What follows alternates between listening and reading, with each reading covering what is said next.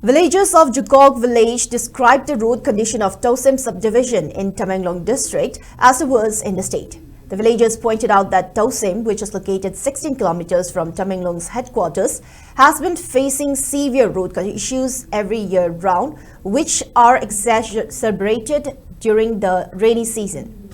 Due to limited healthcare facilities and inaccessible roads, villagers often have to transport patients using makeshift carriers, covering long distances before reaching a point where a vehicle can be accessed.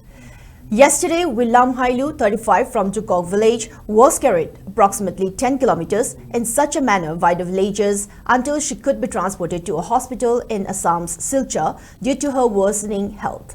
The villagers stated that this is not the first incident, but villagers are frequently facing similar hardships due to bad condition of the road. They continued that efforts to reach Primary Health Center (PHC) at Tousem itself is challenging due to the poor road condition. The villagers are urging relevant authorities to address both the healthcare limitations and the critical state of the roads, emphasizing the need for reliable access to medical facilities.